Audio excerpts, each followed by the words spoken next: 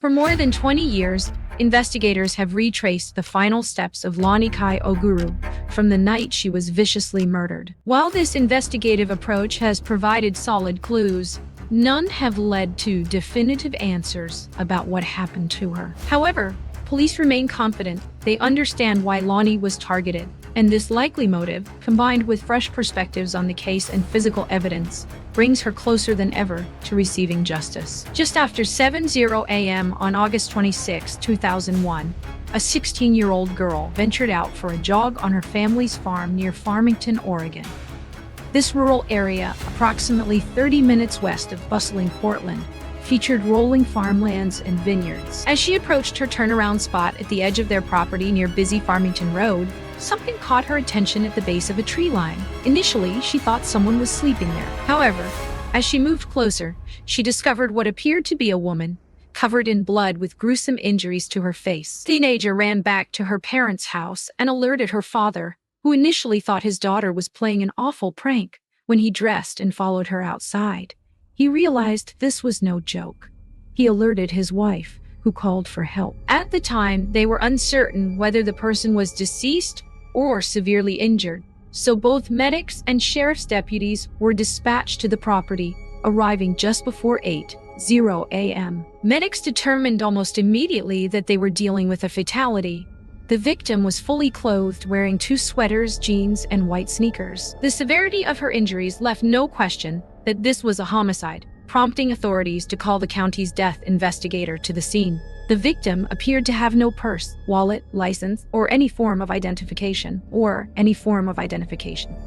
In her pockets, investigators found only a receipt for hot dogs from a few days prior and some debris that appeared to be a partial cigarette, possibly an acorn with some foil. Nearby, authorities discovered and collected loose coins, gravel stained with blood, a clump of hair approximately 4 feet from her body, and some plastic material that also appeared to have blood on it. When the death investigator arrived, he photographed the scene and documented that the majority of the victim's injuries were concentrated on her face and head. Washington County Sheriff's Detective Shannon Wild, who currently works the case, explained that in Oregon, death investigations fall under the jurisdiction of medical legal death investigators. Every county has one or more such investigators, depending on size, who can document scenes but cannot disturb anything or examine remains until the medical examiner is present or has released the remains. The county death investigators in Oregon respond to scenes to determine whether an autopsy is warranted,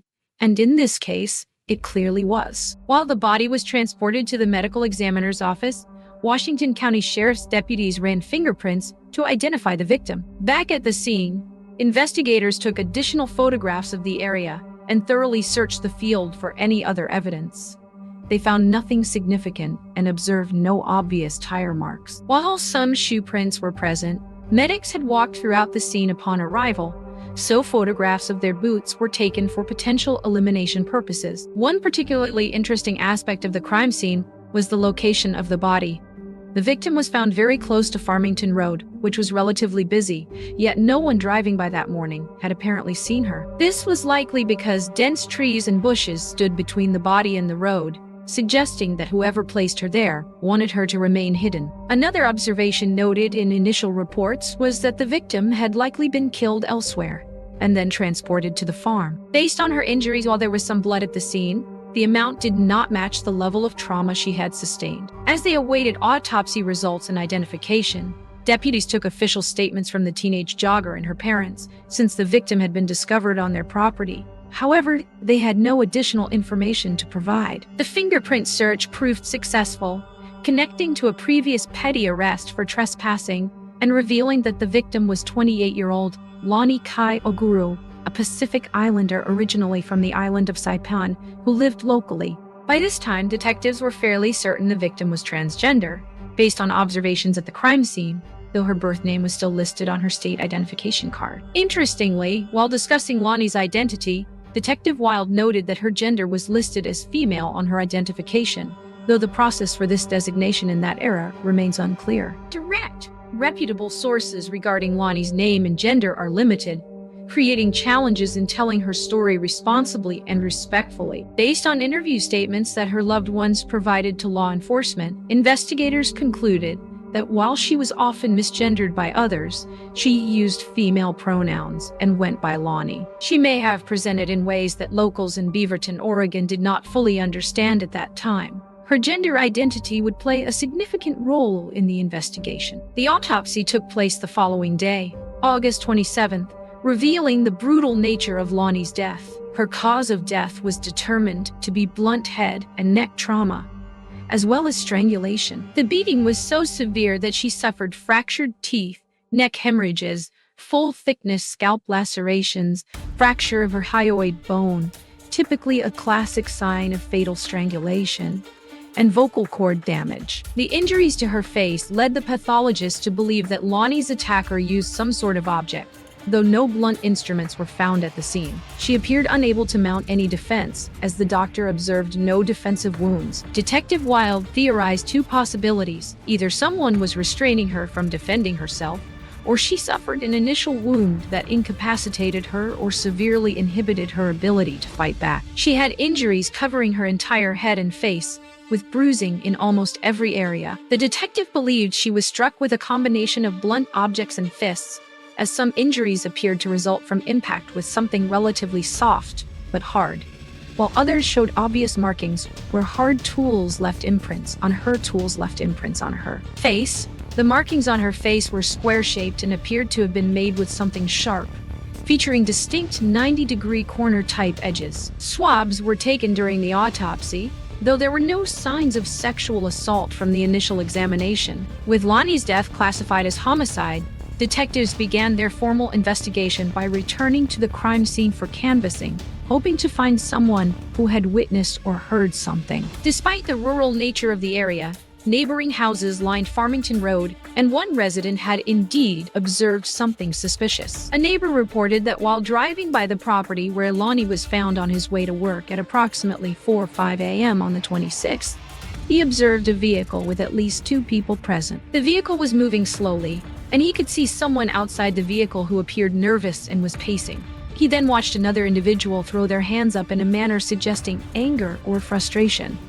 The vehicle was backing up to face Farmington Road, and as it maneuvered, the neighbor could see the headlights and observed the male outside the vehicle. Someone was clearly in the driver's seat managing the repositioning, while the person outside appeared nervous. The neighbor described the vehicle as a dark, newer SUV, possibly a Bronco or Explorer, though he did not obtain license plate information. He noted that this scene drew his attention because it was unusual for that location and time, though he was uncertain where they went or what happened next. This activity occurred approximately 60 yards east of a driveway, which corresponded closely to where Lonnie's body was discovered. This proximity led detectives to wonder whether the neighbor had actually witnessed the disposal of Lonnie's body. Investigators examined the area the witness described, searching for signs of blood or other evidence, since the scene indicated that Lonnie had been assaulted elsewhere. They found no such evidence, but discovered tire tracks, though there were so many that determining which might have evidentiary value proved difficult. While some detectives continued canvassing efforts near the crime scene, others visited Lonnie's residence to interview her family and piece together her activities the night before her body was found. Annie lived with her cousin Grace, Grace's husband Martin, and their children in a community called Aloha, which is essentially part of unincorporated Beaverton, Oregon. Aloha is west of Beaverton and approximately 10 to 15 minutes northeast of where Lonnie's body was discovered. Her family described her as well-liked and could not think of anyone who would want to harm her. The last time they saw her was in the early morning hours of the 26th, before Lonnie left the house to go out.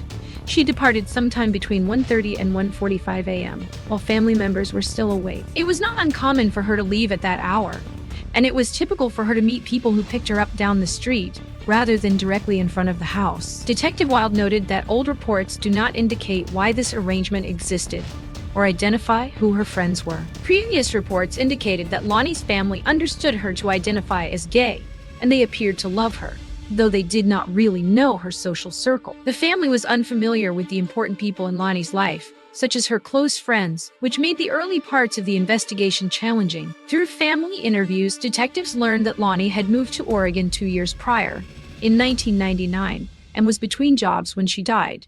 Previously, she had worked at Epson, the major electronics company, doing assembly and quality control work. Subsequently, she found work through a temp agency and moved from job to job, meaning there was no consistent workplace where police could gather additional information. Lonnie did not have a cell phone or her own car.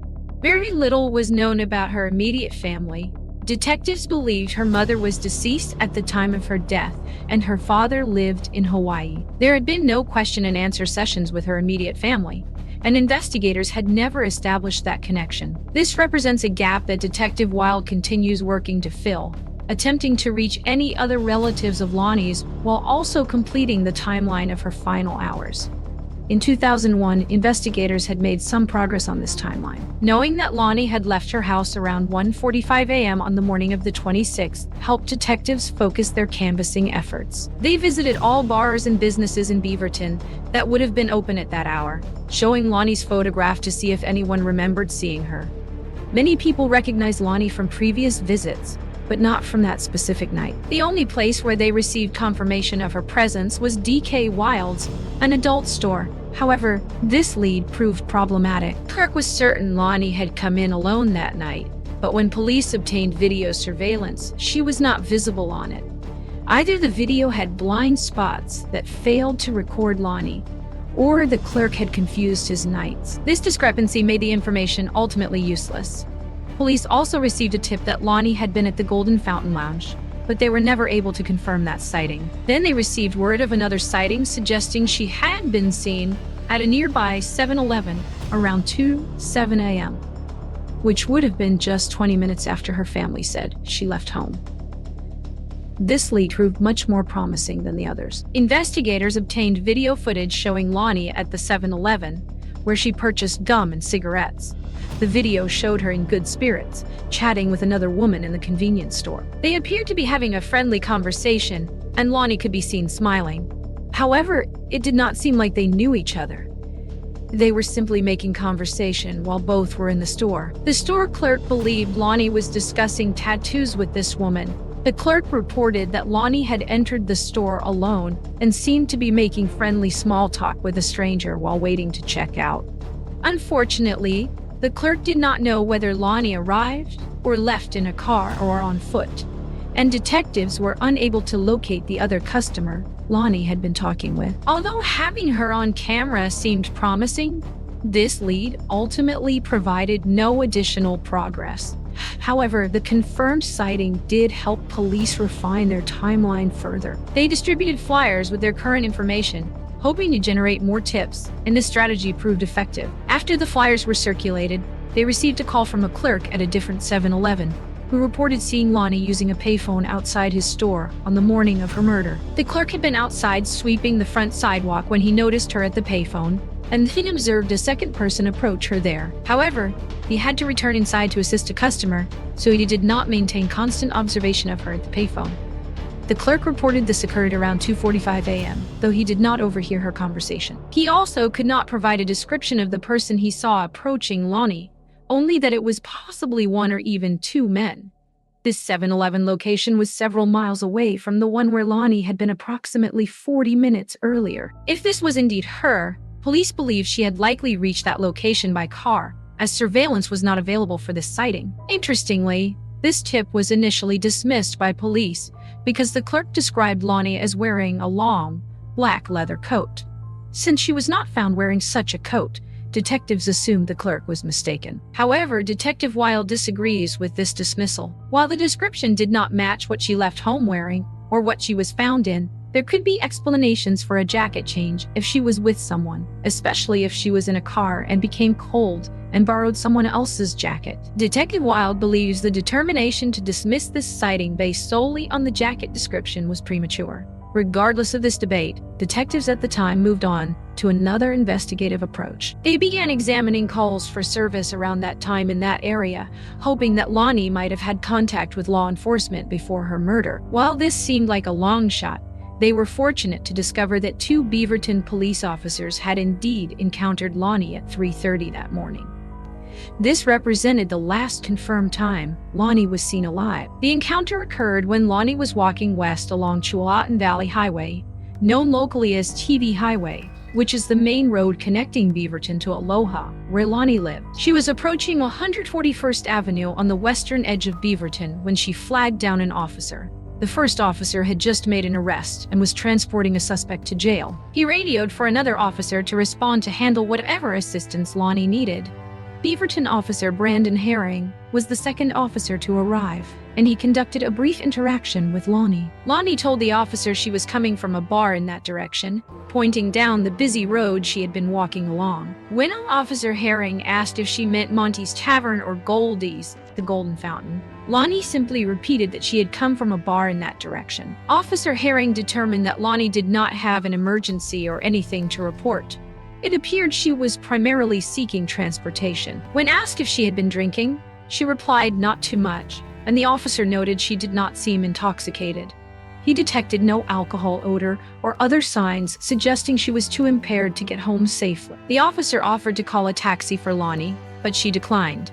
She requested a ride home but gave somewhat conflicting information about her destination. Since she lived in Aloha, which is technically part of Beaverton, she initially asked for a ride there, then requested transportation to Cornelius, which would have required a 20-plus minute drive. The officer explained he could not drive her that distance but offered to call someone for her. She declined this offer as well. Their interaction concluded with the officer observing Lonnie walking west, which was the general direction of her house. It is worth noting that Cornelius is a town name in Oregon, but this could have been miscommunication since Lonnie lived off Cornelius Pass Road in Aloha. She may have been attempting to communicate her address to Officer Herring. Regardless, he declined to provide transportation, which aligns with many department policies against giving pedestrians rides while on patrol unless they appear to be in immediate danger. Lonnie's interaction with Officer Herring was her last known sighting, and just over 3 hours later, her body was discovered. The location where Lonnie flagged down the officer was approximately 4.5 miles east of where she lived and about 8 miles northeast of where she was found. Either destination would have required a considerable walk, and TV Highway was not pedestrian-friendly, being a busy 4-lane highway. She would have needed transportation from someone, but Beaverton Police Department could provide no additional information, and this seemed to exhaust the leads available to the Washington County Sheriff's Office in those early days. Around this time, detectives sent swabs from Lonnie's autopsy and blood found at the crime scene to the state crime lab for testing, along with her clothing, seeking foreign DNA evidence. However, everything they were able to extract came back as matching Lonnie herself. During this period, investigators discovered something that both the death investigator and medical examiner had initially missed: a $50 bill tucked deep in the pocket of Lonnie's jeans. They tested this as well, but it contained no DNA or fingerprints. Even the clump of hair found near Lonnie's body matched her. In hindsight, questions arise about why Lonnie declined the taxi offer when she had sufficient cash, though she may have been saving the money for something else. By August 30th, 4 days after her discovery, Lonnie's murder finally made the news, and a possible motive was first revealed. The Oregonian newspaper published a story with the headline referencing the county's first hate crime. In that article, former Washington County Sheriff's Detective Mike O'Connell was quoted stating that the investigation and evidence indicated Lonnie was targeted and killed because of her sexual orientation and transgender identity. He also noted that the investigation had reached an impasse and pleaded for anyone who saw Lonnie on the 26th to contact authorities. Another article published the same day reported that Lonnie's family knew she had previously been assaulted, once in Portland and another time in Washington County, though she had not reported these attacks to police. Her family understood those attacks to be hate crimes. That story also reported that Washington County detectives believed Lonnie's killer likely picked her up and killed her because of her gender identity. Detective Wild acknowledges uncertainty about how this conclusion was reached, noting the difficulty of determining motivation given the many unknowns in the case. According to everyone who knew Lonnie, she was well-liked and seemed happy. The 7-Eleven video showed her smiling and appearing to be in good spirits, With such a limited scope of people who knew her well, it was difficult to determine whether she had any enemies or anyone who might want to harm her. Detective Wild believes it was appropriate for detectives to consider this possibility in 2001, especially when dealing with someone who was different and had been so severely beaten with no other obvious motive. It is important to remember this was 2001, when hate crimes were receiving increased mainstream media attention following Matthew Shepard's 1998 murder in nearby Wyoming. In early September, a reward of $2,500 was announced to encourage more people to come forward with information. That same month, on September 7th, the public received additional context about Lonnie's murder when Just Out magazine published a story titled Hate in Hillsborough. This Portland-based LGBTQ publication not only criticized mainstream media for using problematic language and misgendering while covering Lonnie's death, but also explored why police were considering it a hate crime. Detective O'Connell was interviewed and explained that he had learned one of the past attacks against Lonnie was motivated by her gender identity. Detective O'Connell also told Just Out that people were being unusually secretive about information. He expressed frustration that they were not receiving the calls they should be getting from her friends in the community, emphasizing the need to speak with those people. That issue of Just Out also detailed a candlelight vigil planned in memory of Lonnie for September 14th in downtown Portland. However, the September 11th terrorist attacks occurred, and while the vigil still took place, it ended up honoring both Lonnie and victims of the terrorist attacks. Shortly after those stories were published, the Washington County Sheriff's Office began receiving calls. One caller reported overhearing a local man describing killing someone, and they believed the victim was part of the LGBTQ community based on derogatory language the man used. This individual was identified by his initials, DG, and multiple people came forward having overheard this conversation. Another tip regarding DG involved drugs, with the tipster claiming Lonnie had an outstanding drug debt involving DG. Detectives discovered that DG had a lengthy criminal history involving drugs and was widely known to be racist. Significantly, DG had been driving a borrowed car at the time, a dark SUV similar to the one seen at the body site by the passing neighbor. The investigation into DG intensified, and by December, detectives were able to locate and process the SUV. While they found no evidence that Lonnie had been in the vehicle, they discovered more evidence of the same racist belief system inside the car, and the exterior had hateful graffiti written on it. Despite finding no blood or other physical evidence in the car, detectives believed DG had means and motive, so they brought him in for questioning. He denied any involvement, claiming he often made statements that were not necessarily true. DG agreed to take a polygraph but failed, showing deception on questions about whether he killed Lonnie and whether he knew who killed her. However, detectives felt they needed more evidence to arrest him, so they continued searching but could find nothing additional. They could not even confirm that DG knew Lonnie, as no one in her life knew her to have a history of illicit drug use. Although they could not rule him out completely, the case against him eventually fizzled.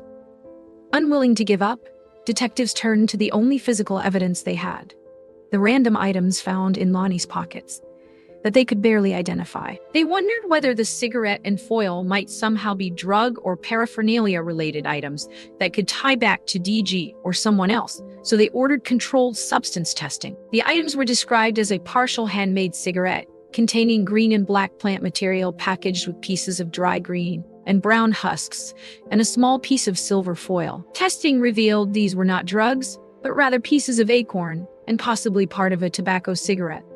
The materials came back as natural substances like acorn and similar organic matter, providing no evidentiary value. How a full year passed without movement in Lonnie's case.